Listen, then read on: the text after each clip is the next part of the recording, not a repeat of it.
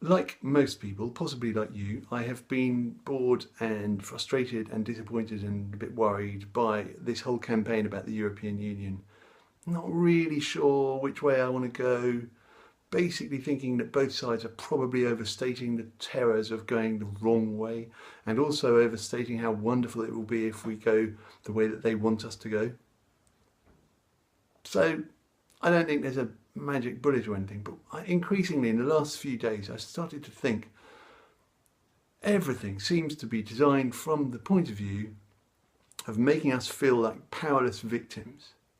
And that's just bullshit, because we all have the capacity to work with a group and to affect the group and to change the group. And we also have the capacity to see the other members of the group as kind of irritating, or as people that we want to work with, that we want to be with. That tiny shift between wanting to be with people, wanting to work with them, or not wanting to, makes all the difference in any kind of creative collaboration. And basically the European Union, whether you like it or not, and although it is not usually presented in this way, is a collaborative project.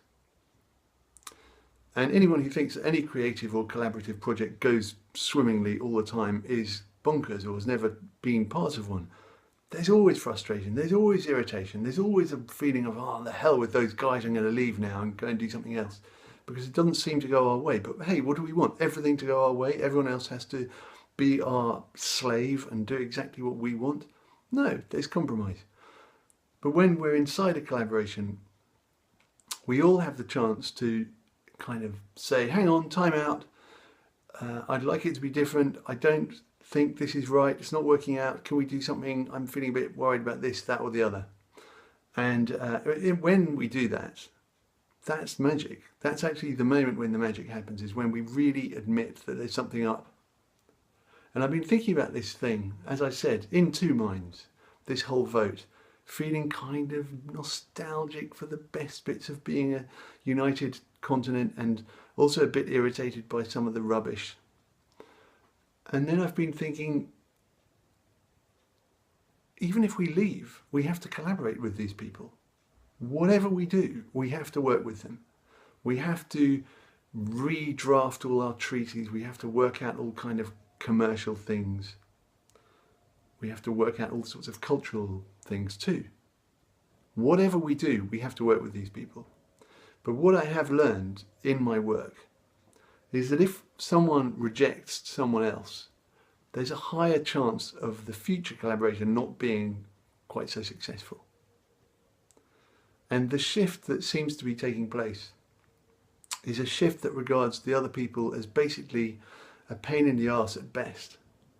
Well, that pain in the arse is still going to be there whether we're in the European Union or not. So my feeling, strong feeling now, has become that it would be better to be brave, to be strong, to be confident, to put your hands up and say, this is a load of shit, we shouldn't do this thing. We must do this thing differently or better.